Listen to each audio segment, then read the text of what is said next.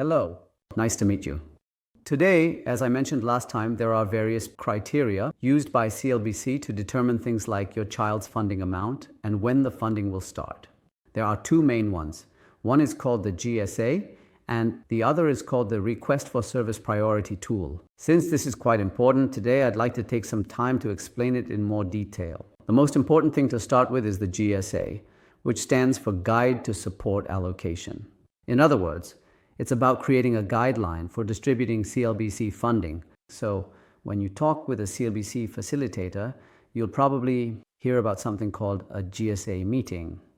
So what is that exactly? There are 10 areas. They are explained here, but to go through them one by one. First, communication. Second, personal care. Third, making relationships. That is, building connections. Fourth is making decisions in daily life.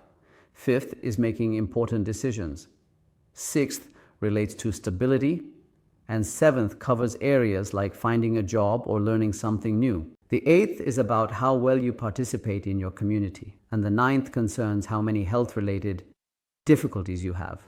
The 10th is that even if it's not health-related, there can be various other difficulties or risks. For each of these 10 areas, you assign a score from 1 to 5. So a score of 1 means that almost no help is needed. A score of 5 means that more than 90% help is required. So if it's around 3 points, it means a moderate level of help is needed. You assign a score from 1 to 5 for each of these areas. If all areas are scored as 5, then the total would be 50 points. If you divide that by 10, the average score becomes 5 in that case. So the GSA level would be 5. Of course, in each area, some might be scored 5, some 3, and some 4. So if you add them all up and the total is 44 points, then the GSA level would be 4.4. When I added them all up, I got 35. Then if you divide by 10, it becomes 3.5, so the GSA level would be 3.5. But the way this is described is that anything from 3.5 to 4.4 is all considered 4. In other words, it's rounded up and called 4. But from 3.5 to 4.0, it's called 4A. And then from 4.0 to 4.4, it's called 4B.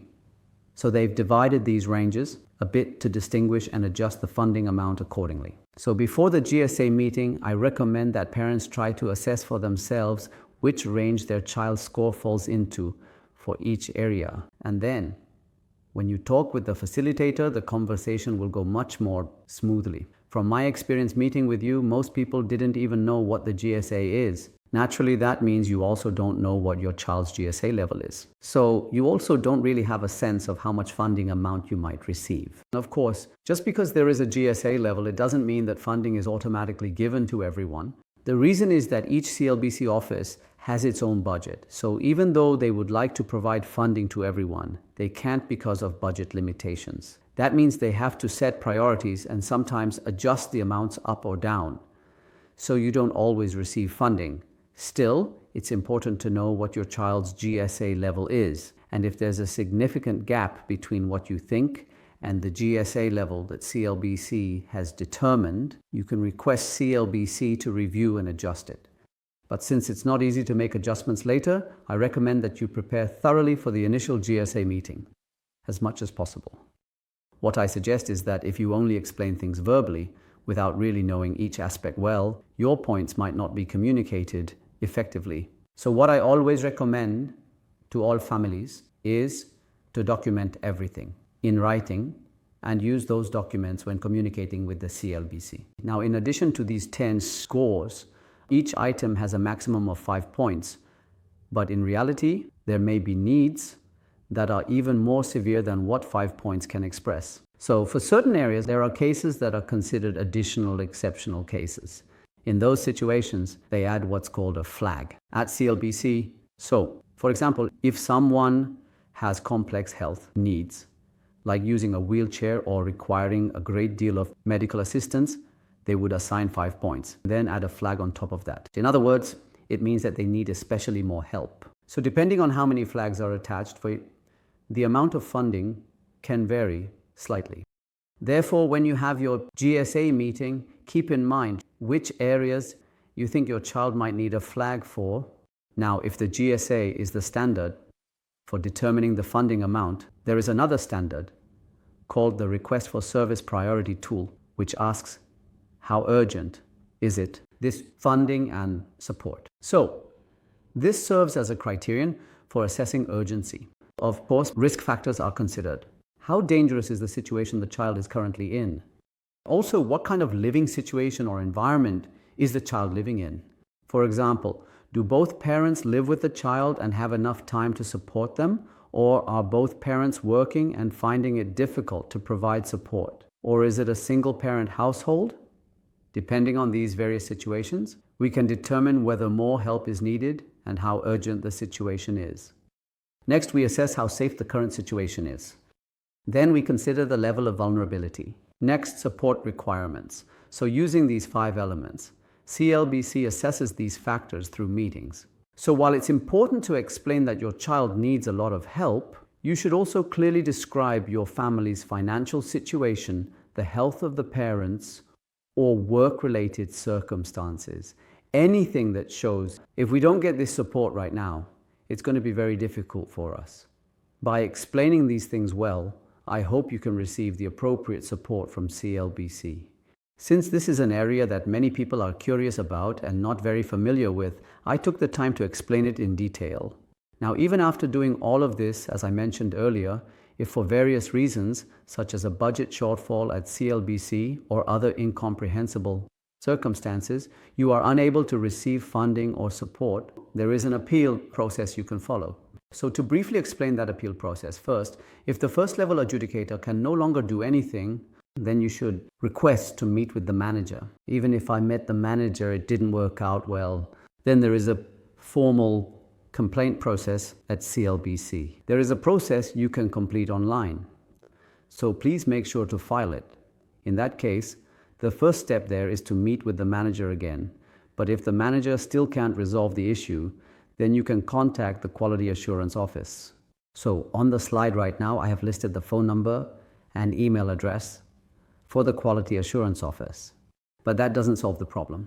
Then it goes to the director level. If it can't be resolved even at the director level, then it proceeds to an executive review. Once it reaches this point, you have gone through all the steps that CLBC can offer. If it still can't be resolved here, then you may seek help from the Ombudsman or other external organizations. So it's good to be aware of this process as well. Lastly, for today, if you receive funding, there are various options available for how you can receive that funding. Of course, this is something that comes after your funding has been approved. One way is to receive support through a service provider. Another option is something called individualized funding, where parents or other family members receive the funding directly to support their child. First, the most commonly used method is usually to receive support through service providers. Then, CLBC provides the names of 3 service providers in the local area. The parents receive this information and then research those 3 organizations.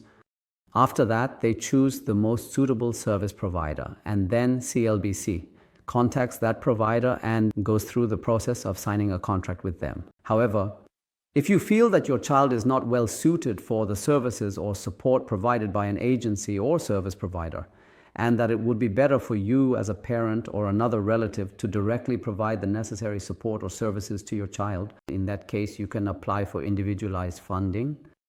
There are also 3 types within individualized funding. If the person with a disability is able to manage it themselves, they can handle it directly.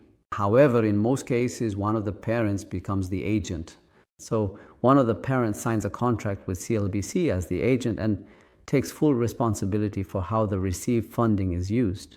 In this case, you receive the funding from CLBC every month, hire the necessary staff to use it, and handle all the reporting to CLBC yourself. Some people find this process challenging. I'm doing it this way myself, and it's not that difficult. However, since everyone is different, there are people who do find it difficult. And for those people, there's a third option called a host agency. This is still individualized funding, but if you find it a bit hard to hire staff and manage the funding yourself, you can ask an agency to handle it for you. You might wonder, how is this different from the support provided through a service provider that I mentioned earlier? It can be a bit confusing. In some ways, they can be quite similar. But you can think of a host agency as being able to provide more personalized support. Next, in the middle, there is what's called a person-centered society.